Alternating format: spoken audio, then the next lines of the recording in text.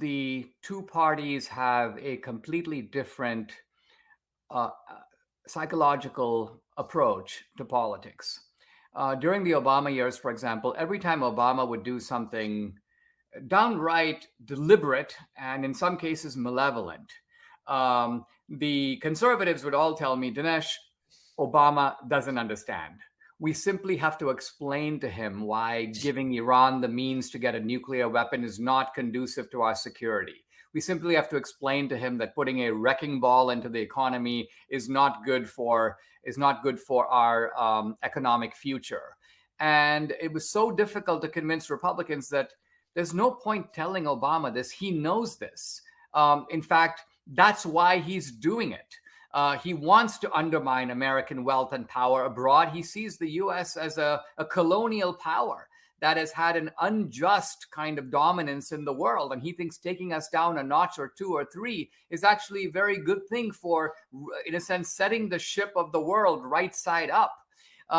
Now, the left and its aggression, its police state tactics, I think have been greatly emboldened by the timidity and pusillanimity, the cowardice of the Republicans. Because the Democrats think like this: we'll try to pack the court. But the one thing that scares us is that if we fail, what if the Republicans try to pack the court? But then the Republicans come along and say, we refuse to pack the court. Even if we had complete power, we insist on having 9 members. We are ideologically and philosophically committed to 9. So Democrats go, this is fantastic. What could be greater? We'll make an attempt to do this. If we fail, there'll be no downside. There'll be no cost to us because the other side is completely committed to 9 no matter what. Or to take an even stronger example, the Democrats say, we will weaponize the police agencies of government. We'll go after Dinesh D'Souza. He's a filmmaker, but he's kind of a thorn in our side. Let's try to lock him up for a few years.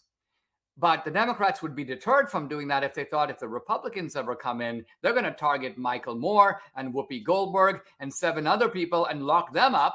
But the Republicans go, oh no, we wouldn't dream of doing that. We're not like the other guys. They may be gangsters, but we are law-abiding people. We're better than they are. We act on principle. And the Democrats go, what could be greater? We've got absolute suckers as our opponents where we can do all this stuff to them in the full knowledge that they will never do it to us. So I think that this right here shows why Republicans are not the party of the police state, but they do bear some complicity for the police state because they have not taken the obvious steps of stopping it. I mean, imagine if you were to go out west in a covered wagon in the 19th century or the late 18th century.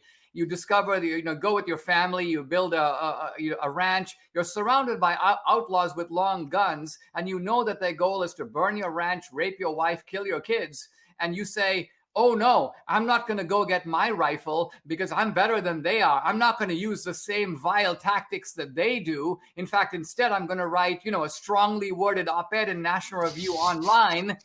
I mean, you wouldn't even know what to say to such a person because their behavior is so out of congruence with the reality of the situation. So this is a little bit, I guess I'm venting some of my frustration at Republicans and at the right simply because they do not seem to have a clear-eyed comprehension of what they're up against. And this is, again, why I make movies, because the beauty of a movie is it doesn't just tell you. It's one thing to tell someone that the FBI can come through your door. It's another thing for them to see it. So a movie comes the closest to bringing that experience to ordinary Americans who I think naively think that, you know what, I'm not Trump. I didn't go in the Capitol. I pay my taxes, and therefore I'm safe.